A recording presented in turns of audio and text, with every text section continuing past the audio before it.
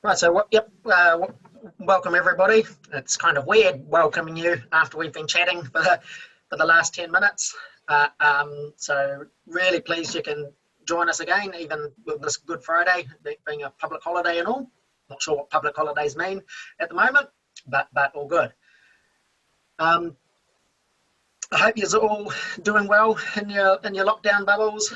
And you know, from the Atlas team here, you know, we wish you all the best. What will hopefully only be the next couple of weeks, but yeah, we appreciate you coming on to use this time to learn a bit more about the Atlas. Yeah, like I said at the beginning, so anyone else hasn't joined, just when you type in your questions on the chat, if you could please, there's just a little, when you send who it's to, if you could just drop the drop-down list to all panelists and attendees, so that just when we're answering questions, all the attendees can actually see what the question is as well. It's just helpful for everybody there. So yeah, and at any stage through this, if you're not keeping up or anything like this, obviously we're recording this and people can watch it again, and you can email us at any time during the week. We had a good flurry of emails coming into us, and we're more than happy to answer those throughout. So it would be great to just keep that up. We like hearing from you, and we like helping you to do this. So yeah, this one we're going to be mostly talking about the portal. So you feel free to split your screen and log on to the portal as Sam's going through it, or minimize us and log on as Sam's going through. Or if you'd rather just sort of watch us and then watch the video later and do it, entirely up to you. So possibly, yeah, a little bit more difficult if you've only got one screen than doing it on the app, but feel free to log on as we're doing things as well. Yeah. So yeah, just quickly recapping from last week, one of the most important things is to remember your portal settings, so that you'll be in the New Zealand eBird Atlas portal. Sam will quickly go over that again. So that, yeah, that's the key thing to keep remembering to check that. So yeah, now I'll hand over to Sam, who's going to share her screen with you and start working through doing a checklist through the eBird portal. Yeah, so as Mike said, I'm going to show you how to enter a checklist online through the New Zealand Bird Atlas portal. The checklist that I'm going to show you is based on a real checklist that I've actually collected from Lady Alice Island in January. I've just collected it in my notebook because my phone had died and I couldn't enter it through the app, so I'm just going to go back now and enter it through the website or through the portal. So this is a good activity for any of you as well that have checklists in your notebooks. You can also go back during this time. It's a great time to do it, to go back and enter these checklists as well. Just remember that you can only enter checklists from the 1st of June 2019 into the portal. If you want to enter older records, you can into eBird, but just get in contact with us and we can give you some more information about how to do that. So what you want to do is open up the New Zealand Bird Atlas portal. So I'm just going to open that up now. Everybody see that? All right. Yep. Looks pretty good. So when you're entering your checklist online, you want to make sure that you are using the New Zealand Bird Atlas portal to enter your data. Just thinking back to the Russian doll situation that Dan was talking about last week, if you enter it into the global eBird portal or the New Zealand bird portal, eBird portal, then the data's not going to show up in the Atlas effort maps and things. So just really make sure that you are opening up the Atlas portal. So this is what the home screen of the portal looks like. You just sign in up here. So I'm just going to take you through how to enter a checklist. So I'm just going to go through my checklist from Lady Alice. So what you need to do is just hit submit up the top of the screen here. It's going to take you to the fields where you need to enter data. So it's going to be a 4-step process. For those of you who joined in last week on entering data on the app, you'll notice that it's the same information we're entering, but some of this won't be automated, and it's going to be in a slightly different order than what it was for the app. So first of all, we're going to be entering your location. Second is going to be the time or date and effort data, sorry. Third is going to be the species that you saw and heard. And then fourth is the all-important question, is this a complete checklist? So first we'll go through entering your location. So there's a couple of ways that you can do this. So if you've been birding in this location before and submitted a checklist before, it'll be saved in this drop-down menu. So you can select from here and just hit continue, and it'll take you to the next section. But the recommended way, and if you haven't submitted a checklist from this location before, you want to go to this find it on a map field. And in here, you just need to enter a grid square if you know the grid square, the region that you collected your checklist data from, or even the city that you collected it from. Another thing you can do is import data, but we're not going to get into doing that this webinar. So for me, my checklist was Lady Alice Island, so that is going to be the Whangarei district. So we just see the drop-down menu there, so we just want to select that. And it is going to take us to a new screen with a map. Before we get into actually selecting our location, we'll just go through a few things first. So it's really handy to change to satellite view, just makes it a lot easier to find your exact location on the map. And you'll also notice that there's quite a lot of markers already on the map. The red ones are birding hotspots, so they're just public birding spots where multiple people can just enter data to. They're usually quite popular birding sites. And then blue is going to be checklists that you've submitted yourself before. Yeah, so what we're going to do to select our location is we want it to be really accurate. So we have to zoom right into the map as far as we can to select our location.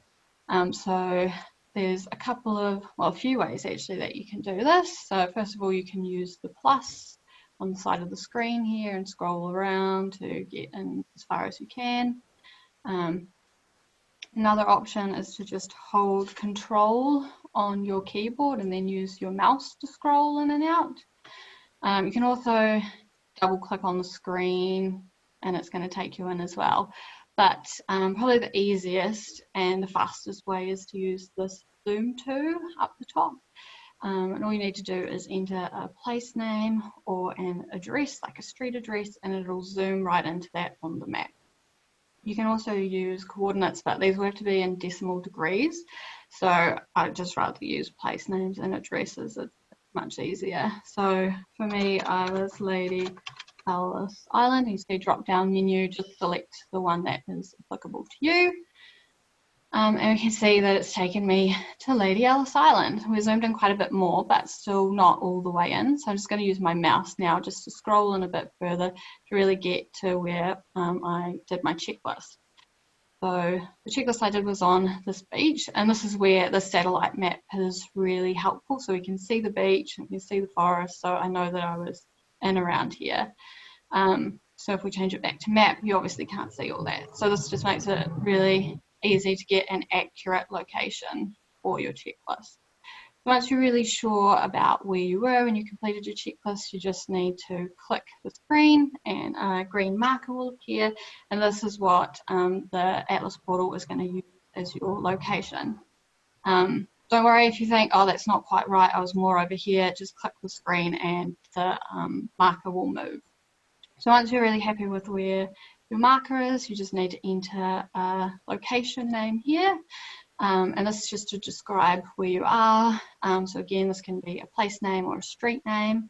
If it is your house or your property, and for privacy reasons you don't want to have your street number there, you don't have to do that, just enter your street name. Again, with the map if you are doing a checklist on your property, you can just move it slightly off your property for privacy reasons as well. So for this checklist, I was on the West Bay Beach with Lady Ellis Island.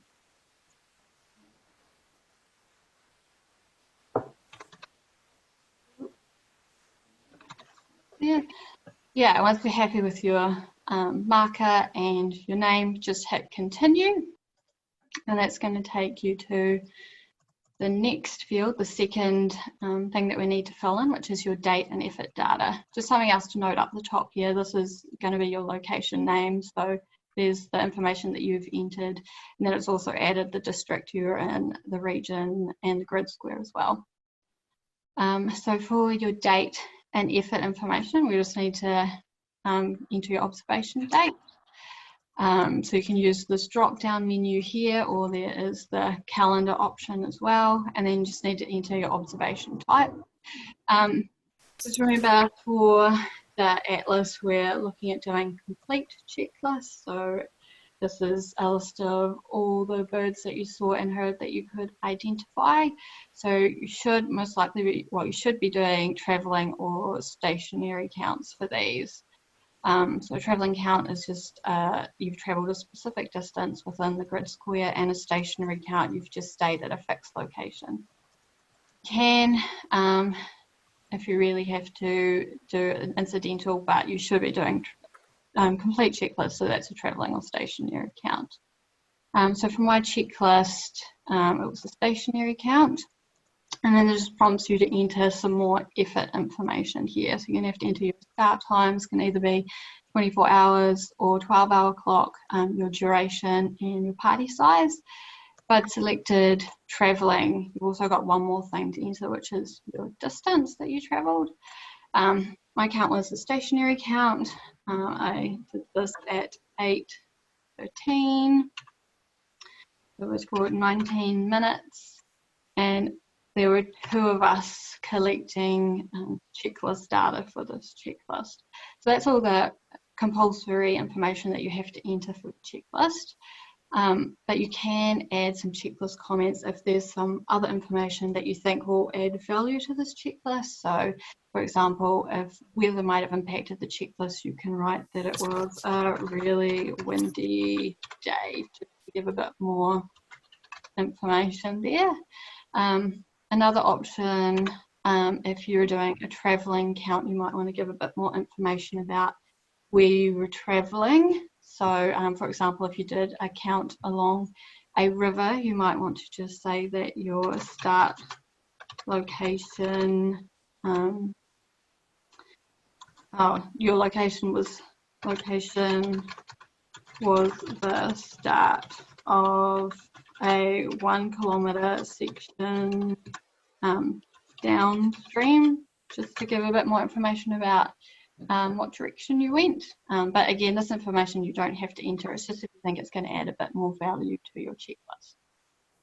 So yeah, that's how to do the first 2 steps. So we'll just stop now and do some questions and just make sure that everybody's following along up to that point. Seems like everyone is, Sam.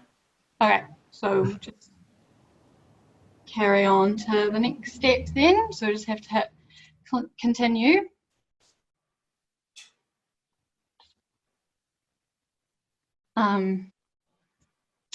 So now we just have to enter all the birds that we saw or heard. Before we get into entering those, we'll just go through a few settings. So what you should do first is go into your preferences, which is just this cog symbol here. Just click on that.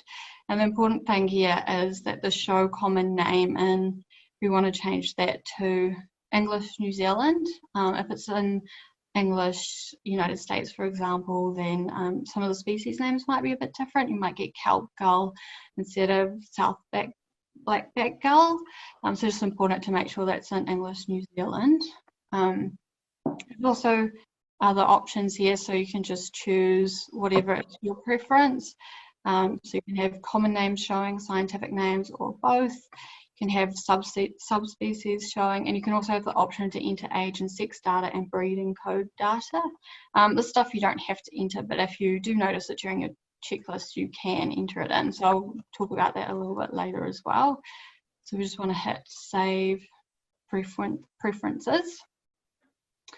There's just a few other settings along this right hand side as well, so you can just choose how you want these settings to be. So at the moment, the checklist is in alphabetical order, and that's kind of the default, but you can change it to taxonomic if that's what you prefer, or just leave it in alphabetical. You can also get the checklist to show rarities, so they'll be on the list, but it'll just say beside it that it's a rare species. And you can also show subspecies as well, so these are all just your choice about how you'd like it to be. But another really important thing to probably select is this group by most likely. So for each species, eBird will calculate the frequency or the percentage of complete checklists reporting the species for this location. And this is during a 3-week window around your observation date.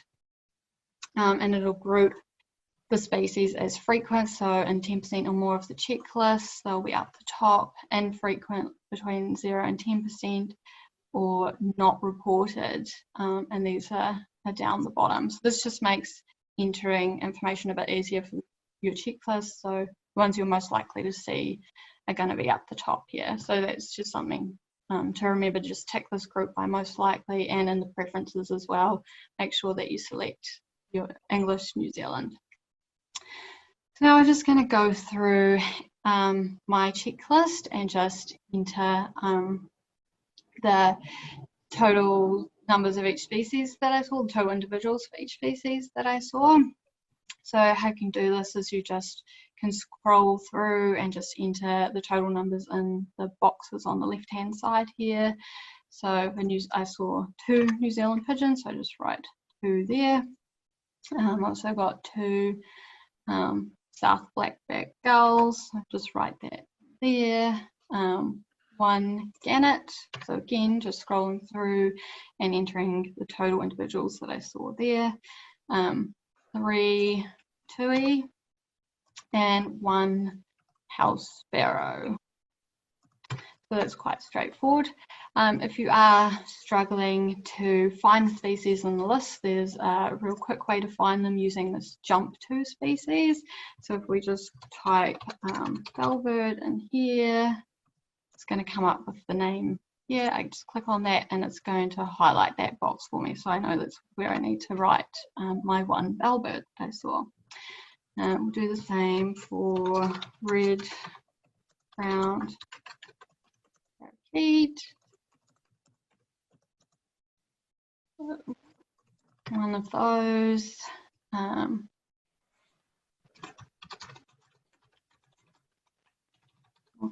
Saddleback.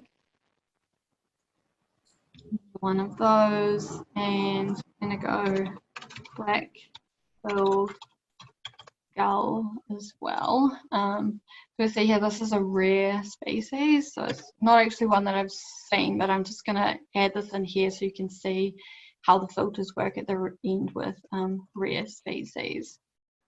So that's all the birds that I saw on this checklist. So you're just going through entering the total numbers beside each species. As I said earlier, you can add additional information if you see it while you're out collecting data. So this includes breeding information. So for example, I might have seen a tui feeding some chicks on a nest. So I just want to click add breeding code or details here.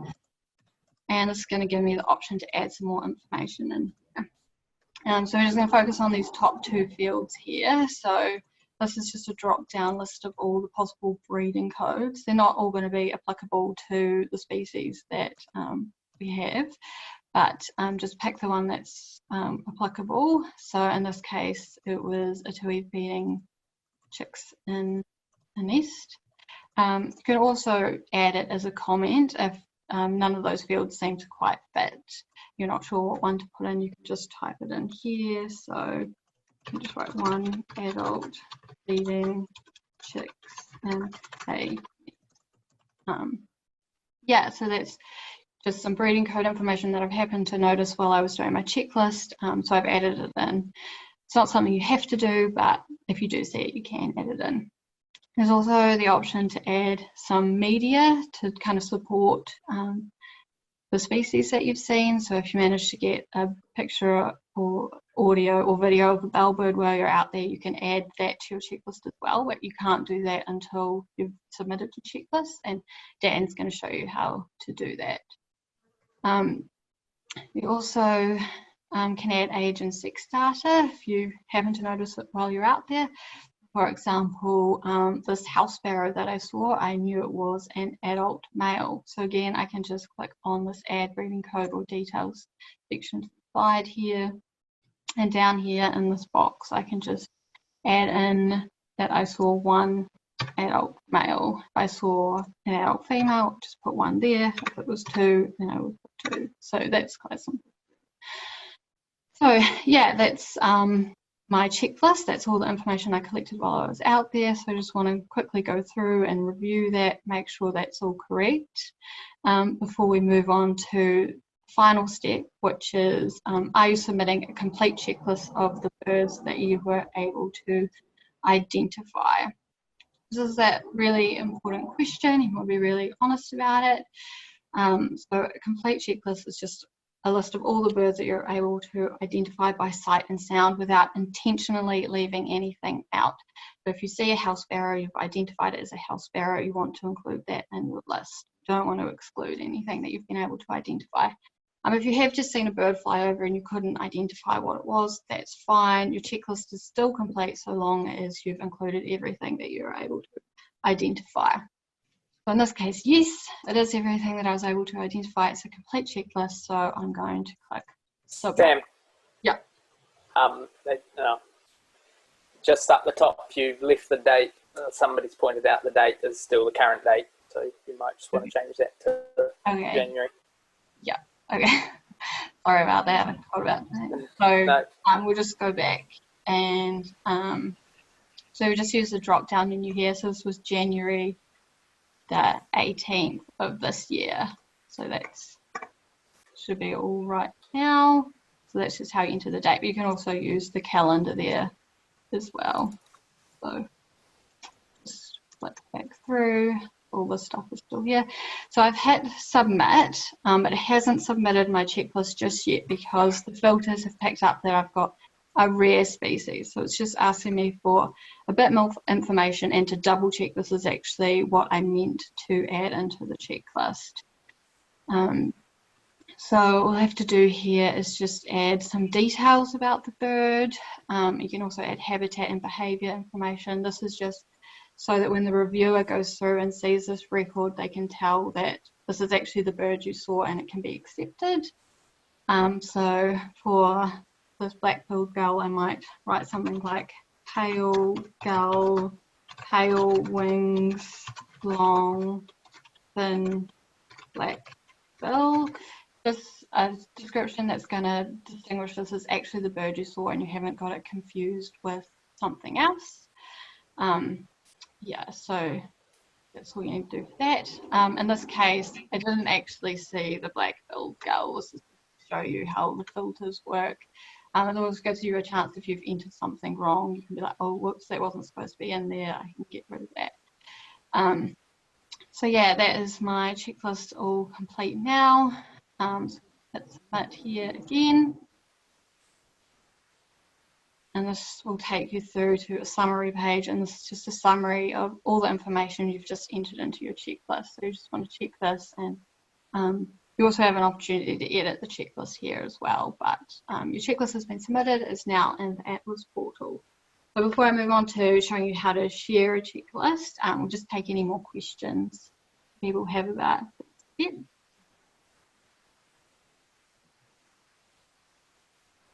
So for a lot of you that are asking there who noticed that first off that Sam didn't put the correct date in that, she did that to make sure that everyone was awake. And even if she had entered this list now with an incorrect date, Sam would be able to go back and actually edit that checklist and fix the date on that.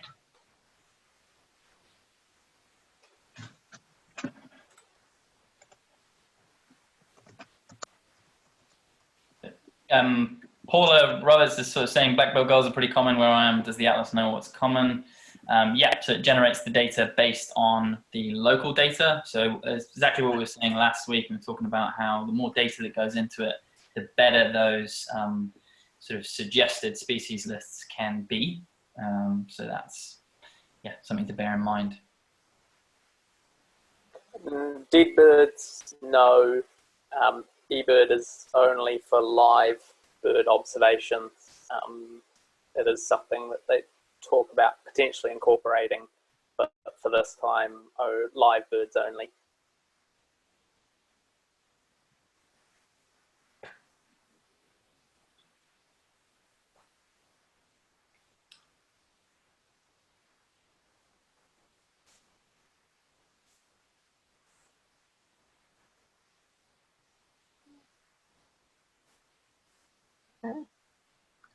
All the questions. Yeah, I think you're good to carry on, Sam. Okay, cool. So now I'll show you how to share a complete checklist. So if you go out as a group and collect checklist data together, you want to make sure that you're only entering one checklist. If everybody does a checklist and enter it, then we're going to get duplicates of the same data in the Atlas portal, and it'll end up in the analysis and things as a duplicate. What you want to do is just collect one checklist, have one person submit it, and then they can share it with the other members of the group. And this way, there's only one set of the data in the analysis, but it will also, the checklist will also show up in your own eBird stats and checklist information. So to share a checklist, pretty straightforward. You can just click share here. There's also another option to go to checklist tools and share with other members in the party. You can do that as well. Now this here is quite a quick way to do it. So all you need to do here is just type in username from another eBird user who was with you, or an email address. And in this case, Dan was out birding with me, so we'll just type in his username there. Also, because I was collecting this checklist while I was out working, I'm also going to share it with my work eBird account as well. And I've actually saved as my contacts, so I can just click them here, and that's their eBird username there that's just popped up. Now that I've entered the other members of my birding party, I can just click share checklist, and that's all you need to do, and that that checklist has been shared with them. They'll receive an email with instructions on how to accept the checklist, and all the checklists which have been successfully shared will show up in lists on all the recipients' shared checklists and in their My eBird stats. So yeah, any questions on sharing checklists?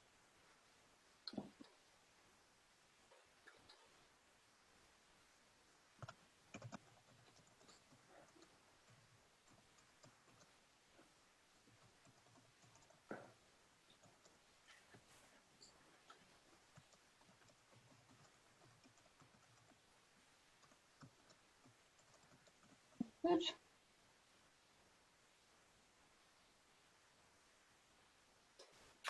So Paula saying, can you enter shared checklists from the app? You can share with people through the app. Yep. And Pat is very conveniently going to run through that in a little bit.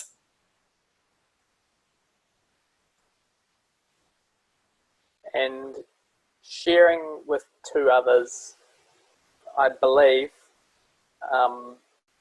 you might be able to correct me on this one, Dan, maybe. If you share, it increases the effort hours, so it'll account for the hours that the 2 or 3 of you put in, but it will only count as one checklist. Yeah, I believe that's right. Yep. Yeah. Reese, so the difference between the personal and the work account, we all share our observations with when we're out working for WMIL. So that's a collective WMIL sort of effort while we're out. And then when we're just personally birding, then it just goes to our personal accounts only. That's just a preference. And we also recommend, say you are with a trapping group or another sort of type of group as well. Say you've got a local birding group, you can create a group account and share that with the account if you want, so that all of those checklists, all of that effort is then able to be seen within that sort of umbrella as such.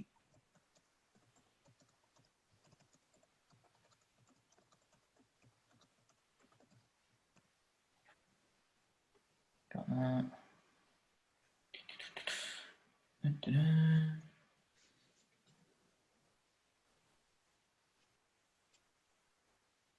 Shelley, no, this is just another way to enter data. So you can either use the app or you can enter a checklist online like this. We're just kind of showing that there are two ways that you can enter information.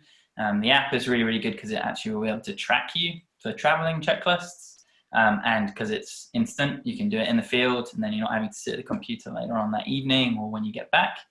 And so, yeah, we're just kind of showing you two ways of entering your data. Yeah, I find, Shelley, that I use the app an awful lot out in the field. That would be 99.9% of my checklists would be recorded.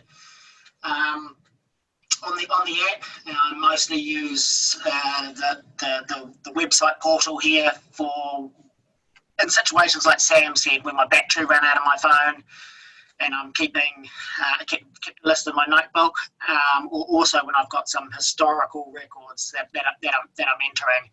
I'm slowly starting to enter, all my records from my 40 years of birding. But obviously, if that was pre the 1st of June 1999, I would just be putting that on the eBird portal. But for the 2019, Chief, 2019, not 1999. Yeah, that's what I meant. Yeah. So it's just checking which portals to use.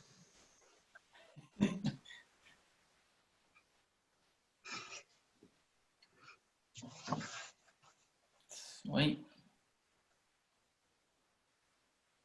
Yeah, we're getting quite a couple of people sort of asking how they access the Atlas portal. Pat's just put the link into the Atlas portal page, and we highly recommend bookmarking that so that every time you want to enter information online or indeed go to the portal and check the effort map or explore or whatever, you're always going to the right portal.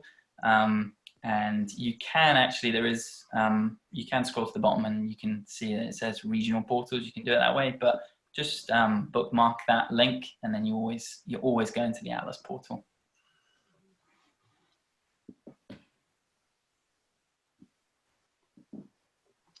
And later on, when Dan talks about editing lists, he'll be able to show you how you can actually edit the list, edit a portal on your list if you have accidentally entered one in the wrong place, or you've already been entering an eBird and you want to change some over. So Dan will cover that later. I've had a few questions on that too.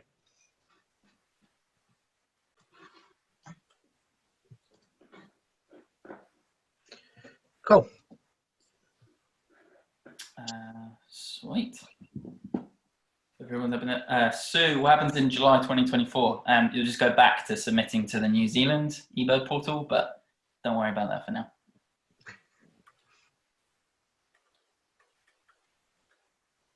Rebecca, you should be able to see the link that Pat's put into the group. It's that link. That's where the portal is.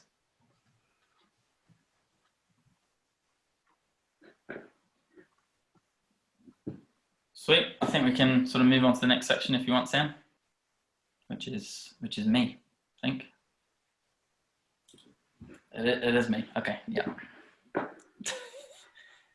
Alrighty, so let me share my screen.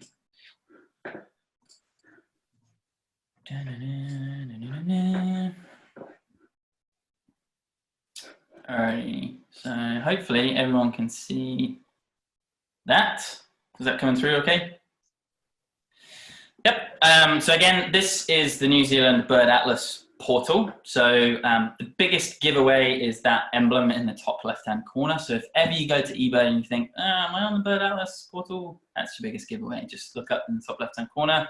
If it says New Zealand Bird Atlas, boom, you got it. So what we are going to run through now is editing a checklist. There are two ways that you can go and edit a checklist now. I had my mind blown yesterday by none other than Michael Bell. I'm going to show you the long-winded way first, and then I'm going to show you the new way that, as I say, I only found out yesterday. So this is the dashboard when you log in every time to the Atlas portal. And if we want to go into our checklists, what you need to click is up here on My eBird. So if you click that one, that'll take you to sort of your eBird summary page. Highly recommend just making yourself a cup of tea or a cup of coffee and sitting down and exploring this. There's heaps of information here, lots of different menus. If you want us to go through this maybe in another webinar, then just shout out and potentially we can have a look at doing that. But for now, we're going to be looking at Manage My Checklists. So click on here. And this then shows you a list of all of the checklists that you have submitted to the portal. I think actually, yeah, so again, sort of up top left here, you can actually see that it's gone to the global eBird database. That's fine, don't panic. So this is actually showing all of the checklists that you will have ever submitted. And you can actually click on Show All here, and then it will just give you a continuous list, and you can scroll all the way back down to the bottom and it gives you all of your checklists, but we don't want to go all the way to the bottom. So in terms of wanting to edit a checklist, all you need to do is find the checklist that you wanted. So say I want to edit the one that I saw last night, and I can see over here that I have three options. I can view or edit it, I can share it, or I can indeed delete it. Now, for all of those who were with us last week and accidentally or on purpose submitted those checklists from the app that Pat told you not to submit, because it's not right data, you need to go in and delete this. So you need to go in and delete. So you just need to select delete there, and then away it goes. But for now, all we need to know is you can go and click on View or Edit, and it will take you to that summary page that Sam has just shown us. This is sort of everything that you need to know after you've submitted it. Quick thing that maybe some of you might have noticed, this little moon symbol and says nocturnal. So that's essentially that it was after sunset, sorry. And also you may have saying, well, Dan, didn't you see anything? I didn't see and I didn't hear anything. And some of you may be asking, well, is that really valuable data? Yes, it is, because it creates the negative data that we were talking about last week. So this big fat 0, although very disappointing at the time, because I was really hoping to find a little owl, is actually really, really good because it gives an indication that didn't hear moorpork, didn't hear little owl. Of course, there were no kiwi in downtown Blenheim, and no other species were observed. So this is a great, it's still valuable data essentially. And nocturnal checklists are incredibly valuable as well. And we recommend people going out at night. Particularly, it's a little bit easier now that it gets darker earlier, because the propensity of data, the sort of majority of data is collected during the day with daytime creatures. A lot of birding goes on then. So if you are stuck with something to do this evening or any other evening, just pop out for 10-15 minutes and see if you can hear anything. And that's valuable data. So anyway, so that is one way of going and finding your checklist. The other far quicker way, and as I said, I had my mind blown by it, is on this summary page when you initially log in. Just click on here and it goes exactly to the same place. So you save all of that time and effort again, and then you can just click on the checklist that you want to submit, that you want to edit, sorry.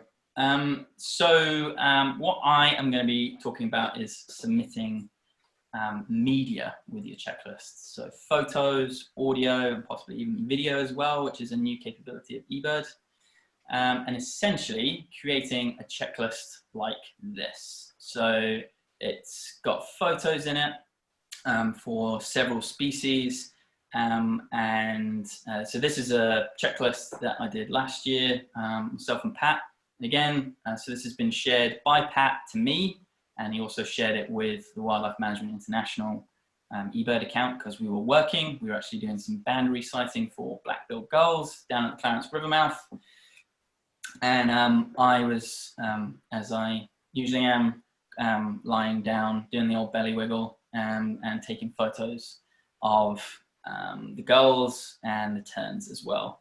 And so I really like adding photos to checklists, because it adds an extra sort of dimension. You can kind of continue adding more to the story, I guess, of your checklist, because media, in supporting your observations, can add some additional details that, you know, can be really effectively visualized.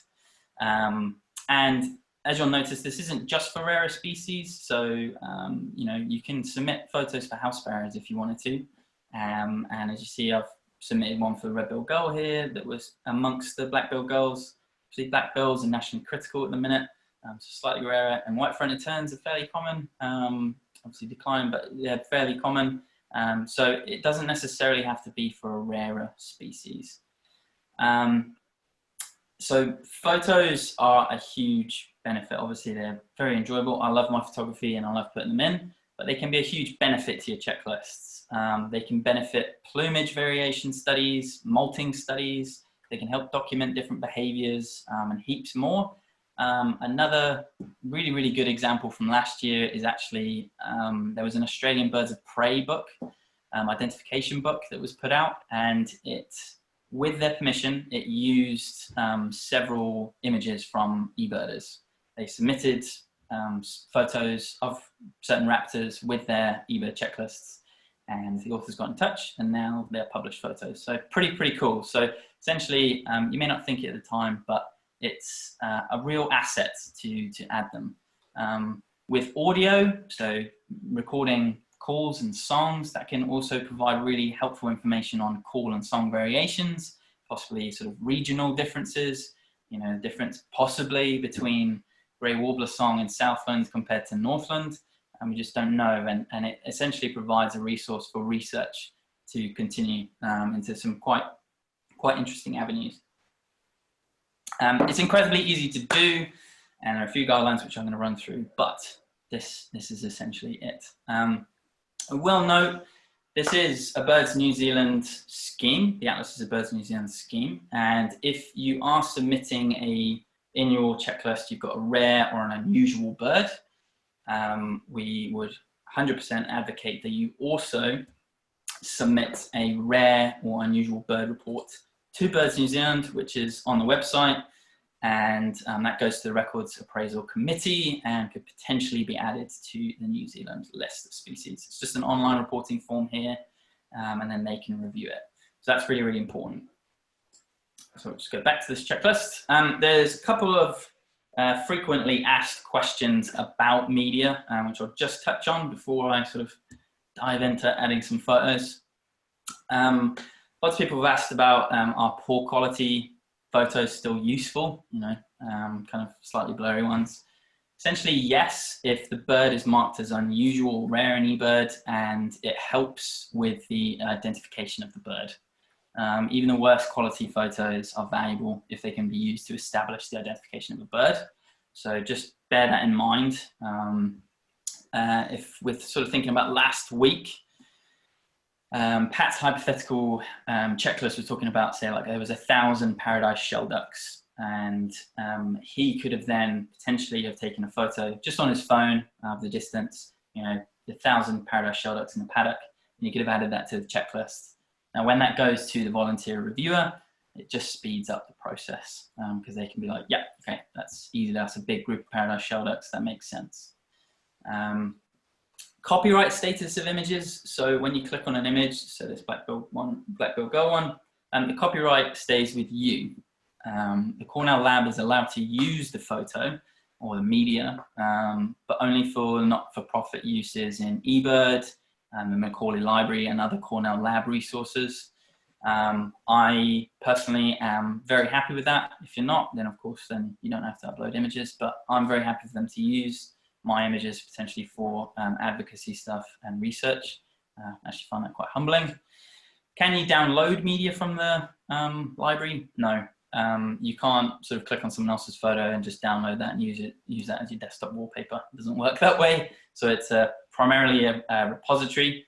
You can't sort of download stuff.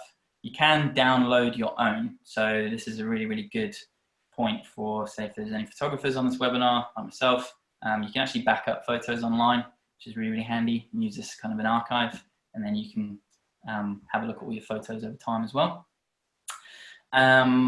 People asking if you can upload media from the app. You can't just yet. I'm sure it'll be something that we will be able to do in the future. But for now, we just recommend doing it on the computer via the portal. It's really, really easy that way. Or on your phone, you can actually open up a browser and then just go straight to the portal and the checklist there. But it's easy just doing it on the old computer. Again, just a few other things with photos is that make sure the media is actually your own and of the species that you are reporting. Don't add non-bird media, but photos of nests, of eggs, and of field sketches are all welcome. And by all means, add notes to your media. You can add age and sex information and additional species, and I'm going to run through that now because I'm very aware that I'm rambling on. So we're going to come out of here and we're going to go to a different checklist, and I'm going to add some photos to it. Hopefully this isn't going to crash the connection, but if it gets a little bit pixelated, then you know why. So I am at another recent checklist. So this is actually the weekend before lockdown in New Zealand. And again, this has been shared by Mike to me because we were out on a boat just in a grid square in the Sounds that hadn't received any data since the atlas began, actually. For those of you hawk-eyed people out there who have sort of looked at this and said, didn't you guys say split it into roughly 1 kilometer sections? Yes, but this is a pelagic count, so it's slightly different. If you wanted to find out more about sort of pelagic counts and sort of what counts as that, you can click up here on the help section, which I'd actually recommend anyway, regardless of whether you want to find out about pelagic counts or not. And that brings up the Cornell Help Center, and this is an immensely valuable tool. I actually sometimes go in here to find an appropriate article or information regarding some of the questions that you guys have sent in. So if you have any questions, obviously get in touch with us, but if you just want to do it in your own time, this is really, really useful. So yeah, so that's why that's there, because we were more than 3 Ks offshore, just in the boat. So this is the summary page, and to add media, all you need to do is click on the green Add Media button. You can also go on this Checklist Tools button, as Sam showed, and Add Media is also here. This is also where you could go and edit the species, you can edit the date and time, you can edit the whole checklist, essentially. I'll quickly note as well, people asked about changing the portal, and I think Mike, you mentioned it as well. This is where you would change the portal of a checklist. So for all of you who have submitted checklists to possibly the wrong portal, or thinking back and think, oh, I didn't have it set on the app when the atlas started, just go in online and change the portal of your checklist. No need to delete and resubmit, just change them, and it's honestly, it's so easy. Anyway, we're gonna add some media. So click on Add Media, and you will get this Manage Media page, which is pretty new actually for eBird, and it's really, really useful. It's super easy, and I find it of a real benefit. All you have to do is just drag and drop your photos onto the specific species. There are a few little guidelines along here as well. So there is an upload limit of up to 10 files per species. That's actually a lot. If you think about it, it's 10 photos, and sort of guidelines are that they are relatively different photos, so not just like 10 photos of it moving through the air, relatively different. And yeah, as I say, 10 files per species is actually, that's quite generous of eBird, to be honest. Photos need to be JPEG, but they can be PNG or GIF or GIF, however you want to pronounce it, and a maximum file size of 10 megabits. Majority of people don't have to, you shouldn't really have to worry about that too much. It's when you sort of get towards the higher end and shooting in RAW that you'll have to worry about that, but no worries. And always at the highest resolution you can, And don't worry about the watermarks as well, because as I said, the copyright is always with you. Okay, so I've got some photos here, and I'm going to add them. So I have got some flash footage shearwater photos that I'm going to add. So I'll select those two, and easy as anything, I'll just drag it across. And then it just starts uploading them. I've got the Salvins as well, so I'm going to drag that onto the Salvins. And then I've got lots of the Shies, because there's quite a few of them, and I'm sure that people won't disagree with me when they say they're very, very beautiful. So those are all my Shy photos. We put those in there. So I've got 8 in there. And then I've also got 3 shots of the white chinned that was there. And I'll scroll down on the white chinned, and then, oh, so I did it to the wrong one. And you can quickly press cancel here, because it's not for the Northern Giant Petrel. That was, I didn't actually mean to do that, but it was quite handy.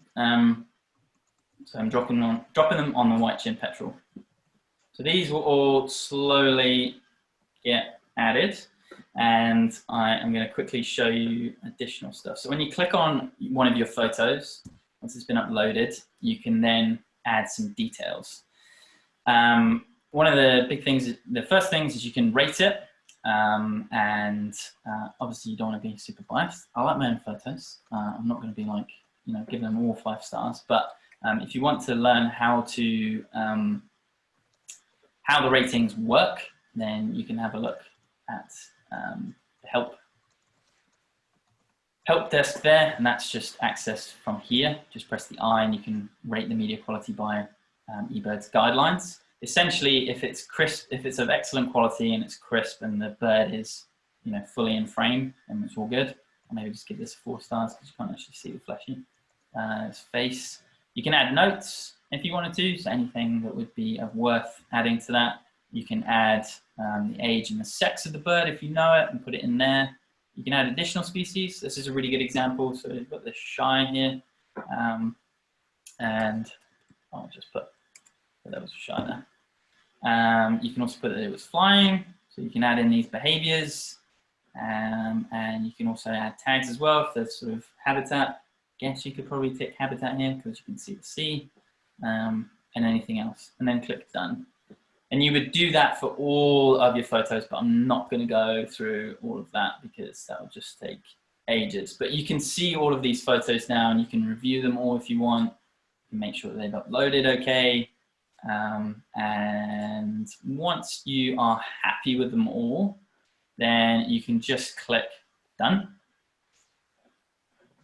and done again.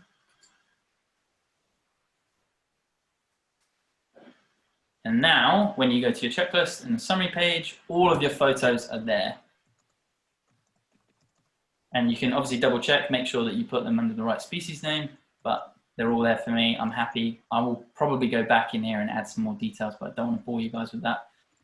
So that is essentially adding photos and how easy it is. Very, very, very simple. I'm going to quickly move on to adding audio, and then we'll stop for any questions that people have. Just before we move on from photo though, I will just add, before you upload, make sure that you crop and edit before you upload them, but try not to over crop or over edit. So, don't blow out the colors, don't increase the saturation and clarity, just sort of make sure that it's as real as, looking through the binos essentially.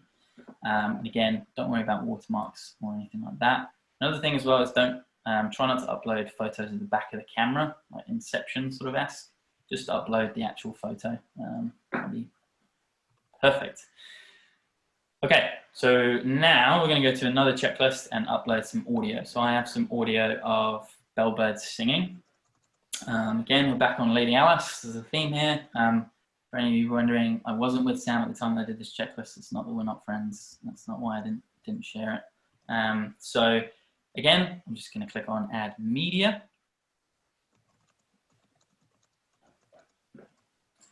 And then I'm going to scroll up here, and potentially you guys should be able to hear this. Bellbird singing, essentially. Beautiful song, and possibly brings tears to some people's eyes during this lockdown. And I'm going to do again. Let's just drag it across. Same thing as with the photos. The only slight difference with audio is that it'll sort of say that it's processing. So don't worry if it sort of says that. You think, oh, well, has it actually uploaded it? It will have done. So you see here, it just says processing audio. That's absolutely fine. And again, you can click on it, you can give it a rating and add in anything. So it's song, and you can add in additional species or anything like that. Again, I'll go back through and edit that appropriately, but I just don't want to waffle on too much. But hopefully that has illustrated to you how easy it is to add media to your checklists, and also hopefully how valuable it is, because it's a real, yeah, it's a real really immensely beneficial addition to your checklist to add media, and it's fun. I really enjoy it. But I am going to stop there, and we're going to take questions.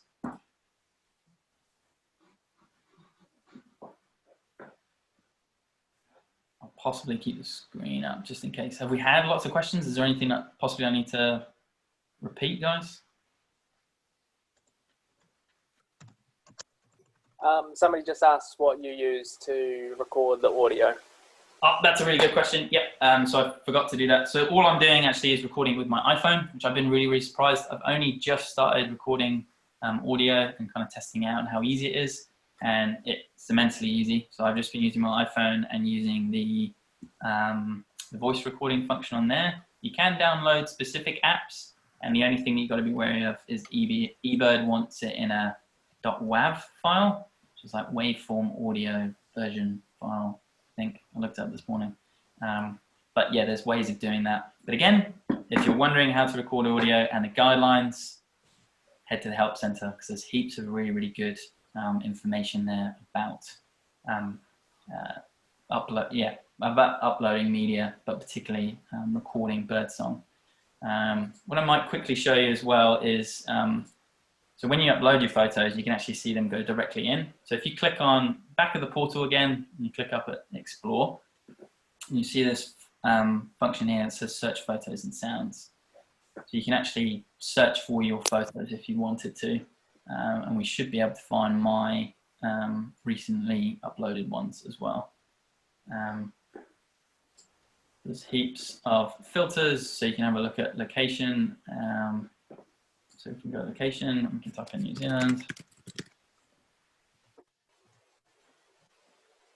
We can have a look at recently uploaded media, and this is again just to show you it's pretty instantaneous, and it goes right up, and there are my photos that I've just recently uploaded. Easy as.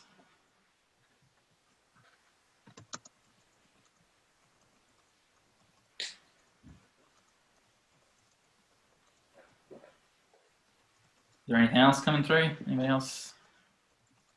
Or should we crack on? Crack on. Okay, so I'm going to stop sharing my screen. Should be back there, and then we're going to go head over to Pat.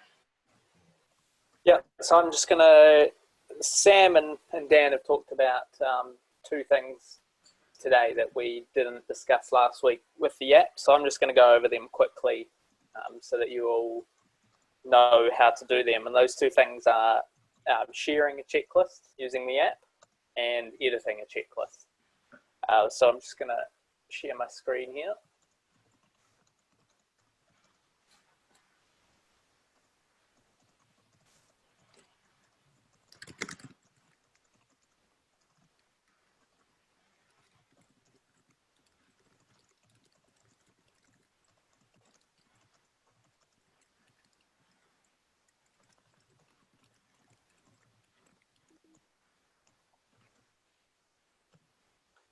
There we go. So to share a checklist, basically what I've done is I went out this morning and I've done a checklist. So I'm just going to go down here to checklists, and I've got it here in my nod submitted. I did this checklist this morning while out walking the dog with my partner, and so I mean, that's my checklist there, 11 minutes, 0.57 kilometers. This is all stuff that we went through last week, entering a checklist. We go through to the review page. There were 2 observers, so I'm just going to change that there to 2. And when you do that, it comes up with a little pop-up here, share checklist with. So if you just click that, then it brings up this, and all you need to do is you need to know the username of the person that you were doing the checklist with. So what we recommend when doing these checklists is that if you were with somebody who's also contributing to the atlas and using eBird, don't both do checklists, do one checklist together, and then at the end of it, share it. So I just put in her username and click the next button down here, and then that's done. And now it says here, will be shared with one eBirder. This can be done for multiple eBirders. So if there was 5 of you and you've all use eBird and want to share the checklist, you just continue entering in people's usernames. And then, we go through, review that, and hit submit. Comes up with a pop-up there saying it will be shared with Kerry Winter, and I just click OK, and now that automatically goes through to hers, and so it's now on her account and my account. And so the other thing that we went through was editing a checklist. So editing a checklist can be done through the app. You don't have to go onto the eBird website or portal. All you need to do is go to your checklist page and then submitted. And so up the top there is that checklist that we literally just submitted now. And if we click on that, that brings up this review page. And down here, we can just click the edit button. So if you realize afterwards, after you've submitted it, that you've made a mistake or something, for this, I just purposely left off Kingfisher, which you saw just perched in a branch. And so I'm just going to add that in to the checklist as well. And it's literally that easy. Hit review. It doesn't change anything. It remembers all that other stuff. It remembers that it's been shared, all those details, and submit. And now I've added the Kingfisher there. And I think that's basically it. Happy with that, Dan? Yeah, sounds good. Is everyone else happy with that? If you got any questions and you need Pat to go over anything, just... Yeah, for now, if there's questions on the app while I've got it up, sharing the screen, feel free to fire them through and I can try to show you.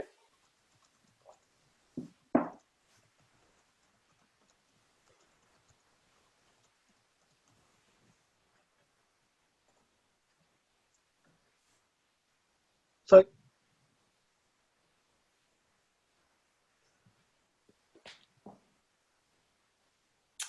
editing the name of a new location. I could quickly show that. I think, can you do that on the app? Editing the name of a new location? That has to be done. Has to be done also online, doesn't it? I think what you're saying, my screen's still up there, is it? Yeah. Yep. When you're doing the checklist and then you get through to this stage, is that what you're talking about? So potentially might be good to just go through that again anyway, Pat, just sort of renaming a checklist. So if you want to put in a new name, so it's got up the top there, it's got auto selected and it's just got the coordinates there. You need to go to this screen on the choose location and then go to the map, and down here you need to change this. So you can delete that, either delete or press that, and then you can enter whatever checklist name you want. If that's what you're talking about, if it's one that you've already submitted, looks like it's already submitted. I think then you will have to go through the portal as Dan has shown. You're going to have to bring up that checklist. Yeah, I can quickly run through that. Header, in what circumstances should you click no, not a complete checklist? Essentially, if birding is not your primary activity, so it's just a sort of, you're not primarily focused on the birds, and that would be deemed an incidental checklist. And yeah, so, but what we've sort of been trying to sort of explain to everyone is what a complete checklist is. Some people sort of think, oh, it's if I can identify absolutely everything, and it's not. It's listing, as we said, listing everything that you personally are able to identify by sight and by sound without intentionally leaving anything off. As we said, if you can't identify anything, if you can identify it down to species, so I know it's a duck species, but I can't identify, you can put that in, duckspur. Or if it's a singing bird, you can put it as a passerine spur. But yeah, it's everything that you are able to identify.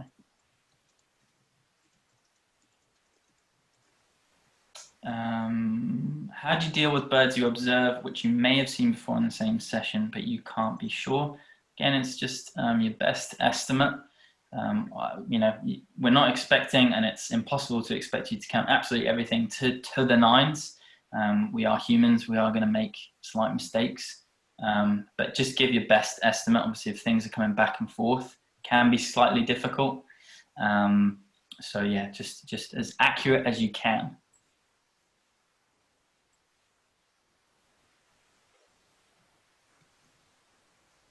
Joanna, that's a good question. So Joanna's asking, can you please clarify the types of comments which are suitable to add when the rare species flag comes up?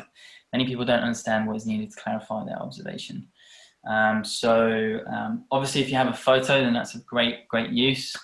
But try and describe the characteristics of the bird behavior, the bird plumage, coloration of the bird, shape, size, and the habitat that it was in, and basically try and encapsulate as much. So take the time, obviously, when you're seeing the bird, to try and describe as much of that information as possible, because that then makes the job for the reviewer far easier. Then they're not having to get in contact with you to ask for more information. So provide as much information as you can. That was a good question, Joanna. So that's a great segue into this, is that next week's, we thank everyone for taking part here. Like we did last week, we're happy to stay on for as long as people want to answer questions. And next week, we're going to be going over some of that data validation process and how you can get your checklist back off eBird and what can be done with it. So we'll go through a lot of stuff about, reiterating what comments to add in there for rare species as well. So we're, really hopeful that, as many people as possible can join us there. And I'd like to thank you all for the time. And like I said, us four here will basically stay online for as long as people want us to. So just keep firing in your questions. I think what I might quickly do is just show how to edit a location. And delete a checklist, Dan. So if you've submitted it through the app and you no longer want it and you want to delete it, it has to be done through what Dan's going to show you. So you have to log into the website, the portal, and Dan will show you here. Yep. So we've got the portal up here. Again, top left, make sure that it says New Zealand Bird Atlas. And then quick way, just click on Complete Atlas Checklist there. That'll take you to Manage My Checklists. And then you can select to delete a checklist here. You click on delete, it'll say, sure you want to delete this checklist. Click obviously OK. If you delete it from here, from the online portal, then it will completely vanish. If you delete a checklist on your app, so if you swipe left on iPhone and if you hold and then click delete, I think on Android, it'll only delete it from the app. It won't delete it from the portal. So again, as Pat said, go to the portal. I'm rattling through here, but again, we'll move on to editing a location name. I think it was Sue. Click on My eBird again. This is this page. I told you to make yourself a cup of tea or a cup of coffee and sit down and have a look at all of this. Just explore. I don't think you're gonna like do anything bad by just exploring. But then below Manage My Checklists, you can also see Manage My Locations. Click on here. And that same thing as your checklist will bring it all of your locations. Then all you need to do is say, yeah, this one in Canada, I wanted to edit it. Click on there. And then you can either rename it here to get rid of any spelling errors or just totally rename it entirely. You can move the location. So again, we were talking about there's going to be a lot of backyard checklists at the minute, and for people's privacy, we're recommending that you move it away from your property, slightly away, not obviously like miles away, and don't label it as your full address with postcode and all that kind of stuff, just for your privacy. But you can move the pointer slightly if you wanted to. Another thing that you can do is merge locations. So if you have two locations that you wanted to merge together, so for example, all of those blue dots that Sam had on Lady Alice Beach, she can merge those together slowly. She can merge two of them together into one and then always have that one. In here, if you can't find your location, you can just search for it here, and then you can go through there. So hopefully, and yeah, it's pretty self-explanatory, but yeah, P is personal location, S is a shared location. Dan, could you just go through your preferences on the portal? People were having Grey Gerigoni show up. Grey Gerigoni. So just Yep. in the drop down. Yep. So Sam showed you this. So when you go to submit, Or you can just do it. You can do it through the submit. Sorry. Yep. Or if you click on top right on your name, it will give you another drop down. And then if you go down to preferences, click on preferences. And then here it says species name display, and essentially that's where you change it. Just as you did in the app, change it to English New Zealand, then you won't get Gerrigon, and you won't get kelp gull, and I think there's a couple of others as well. So that's how you do it, and then it will always have that as the default, because the default is the American. And in that same section, there's data privacy down there. If people don't want their names showing up on things. Yeah, something if you don't want your data to come up for whatever reason, then you can hide that stuff here. So eBird's quite good at being actually quite private if you wanted it to. You can also, if you didn't want to come up as Dan Bergen, it's a great name, don't know why you wouldn't want, then you can sort of select anonymous eBirder as well, and then you'll just come up as anonymous eBirder. Yeah. And then make sure once you change anything, click this big green button that says Save Changes. Is there anything else coming through that people want me to go over? Yeah, maybe Dan, just showing how you could add passerines if you can't ID all of the introduced finches by calls and things like that. There's a big question come through from Grant about that. Yep. So let's go. I'm just going to do from home. Nice. Continue. Just do today. And I'll say stationary. Say now. Oh no. Let's say just did it. Yeah, and it was 10 minutes. There's only one of me.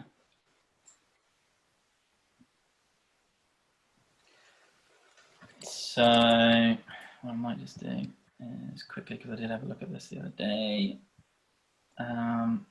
So what we're talking about is if you can't necessarily ID it down to say a greenfinch, but you can kind of say, I know it's a songbird, which is the equivalent of passerine spur.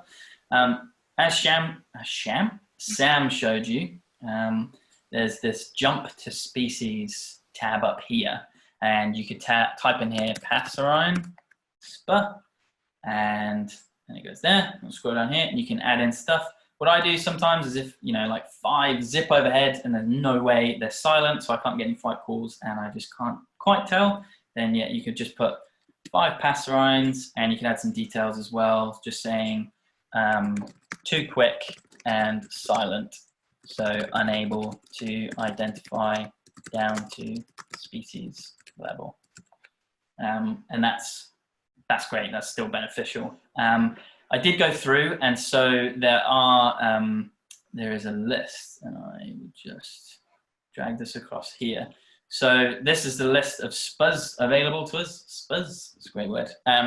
Albatross SPU, cormorant SPUs, so shags, Diomedia SPU, duck SPU.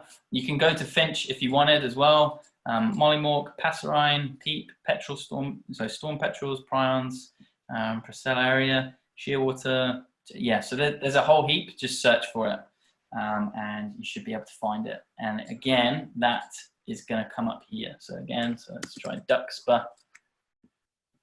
Duck SPU.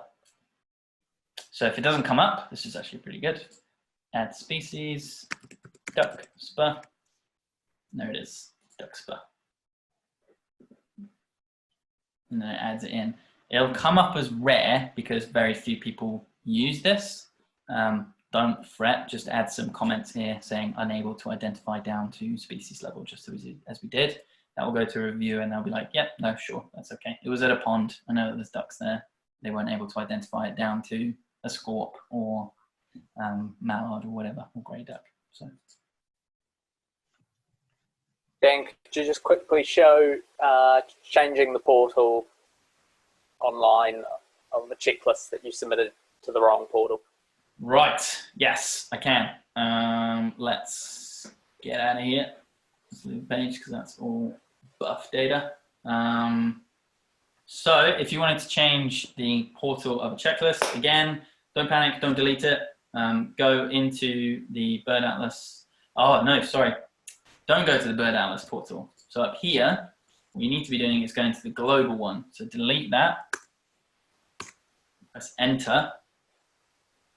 And then by the powers of the internet, you will go to the global eBird portal. So as you can see here, this is everything. So you get different species as well. That's also a really good indication if you're on the wrong portal, is it possibly will come up with a different species that you've never seen in New Zealand, like a hummingbird. Then to change the portal, go to my eBird again. Manage my checklists. This is the long-winded way, I've just realized. You will edit. And if you want to change the portal, a good way to check if it's the right portal very quickly, again, top left-hand corner, it's gone to the New Zealand Bird Atlas portal. So I know it's in the right portal, but if I wanted to, click on this blue tab here for checklist tools, and not that one. I want to change the portal. To change portal, if you click change portal, this checklist will be assigned to the portal you select, and it will switch to a portal-specific protocol if desired, and that is desired for the New Zealand Bird Atlas. So we don't want Alaska eBird. I'm going to click on this drop-down, and you'll see there's heaps. There's so many different portals. You may have seen this when you set up the app as well. And because it's been submitted to the New Zealand Bird Atlas portal, it's not available, but it will be there. And then you just select the one that you want to change it to and click change portal, and it's done in an instant. But I'm not going to do that.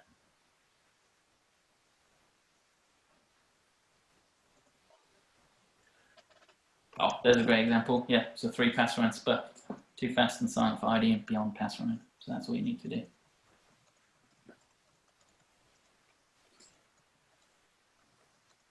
How are we doing? Are people dropping off? Yeah. Still got people. Mike, this might be a good time to just sort of sum up and sort of talk about next week. I thought I had done that, Dan, to be honest. So yeah, next week. Next week we're going to be sort of looking a bit more into the, where the Atlas data is going, why it's so useful, and a bit of the validation process behind it. So, how we make sure we're getting good data into it so that the outputs of the Atlas are accurate and most up to date as possible. So yeah, I think there'll be a lot that people will be able to get from that. We're also yeah, more than happy to sum up, go back some of the stuff over the last couple of weeks we've done too, as people practice doing this.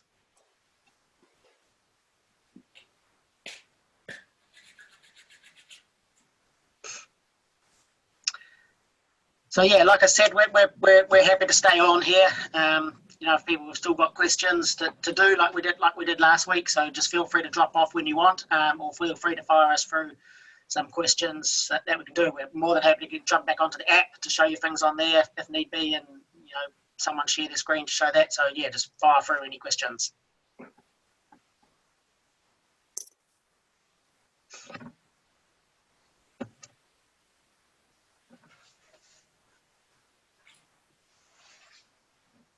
Reese, do you need to describe habitat? If it's an ephemeral habitat, so something that's changed, so say like a recently plowed field that wouldn't be sort of gathered from recent satellite imagery, then definitely. And if you want to, by all means do. Describe that you're in native bush, or that you're down at the beach or whatever. If you feel that it's valuable to your checklist, because yeah, as you say, there's a recently plowed field and there's heaps of birds in there sort of getting all the insects and from the recently upturned field, then yeah, that's a great place to add it in. But don't worry too much about adding in habitat data every single time.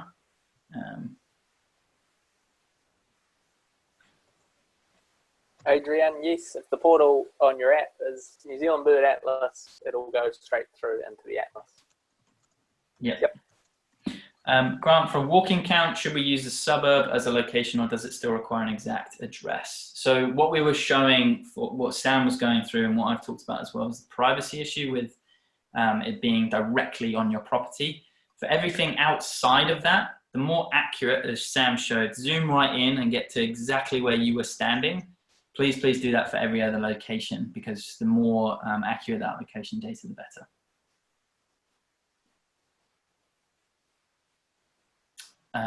Joanna, can you please revisit, not necessarily now, I can do, how to merge locations and when you should do so. So possibly when you've gone to the same location and then realized that you have created a new location and you didn't really need to. I'll just quickly show how you do that. I won't possibly do it because I can't think of doing one. Again, go to my eBird, Joanna, and then go down to manage my locations. So I recently did this because I had several locations at home and I just wanted to create one just for here. And so you would find one of the location that you want to merge with another one. I don't know, let's select this one. So I want to edit that one.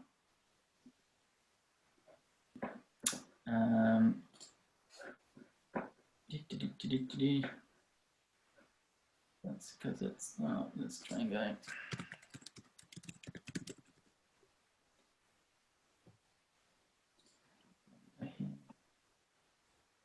So when you click on a location, you get those three options. You can either rename it if you made a spelling error, or you want to sort of make it more accurate. You can move it, or you can merge it. So when you click on merge, what it will then do is bring up the other locations that are really near it. So potentially I could merge it with this one if I wanted to. I don't, but just for the purposes, you could click on that one.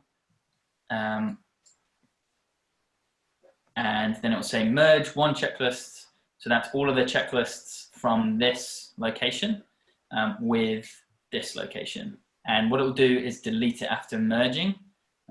So you can keep it, but what it will do is just merge the checklists. But if you want to delete location, delete after merging, and then you'd hit that button. But I'm not going to hit that button.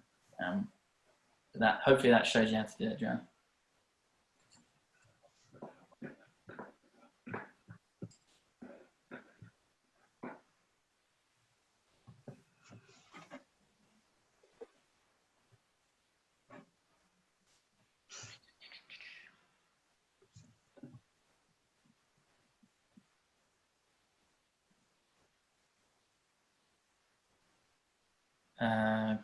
Yes, just go to that map and select the start. Just select the start of the checklist is the best way. It just wants to confirm that it hasn't. It just wants you to confirm that that was definitely the location that you were in. So yeah, just put it at the start where you started the checklist. Put the point there. Yeah, each checklist grant needs a location name as well. So it's basically eBird just asking you for a location name for that checklist. Most of them it sucks off Google Maps, but then you can change, as the guys were showing, you can change that name to anything that you like.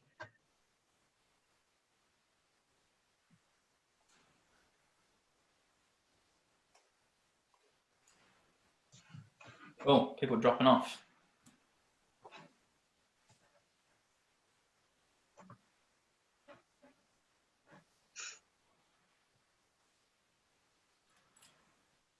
Sounds good. Thanks. You too. Have an awesome weekend.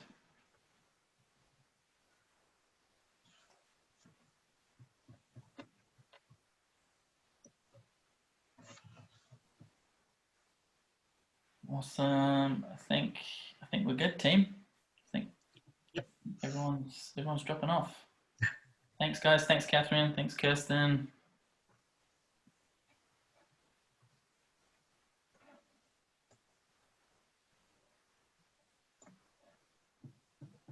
Cool. Alrighty. Close it out. All right, cheers, guys. Good stuff. Thanks, everyone. So yeah, thank you. Cheers. Good day.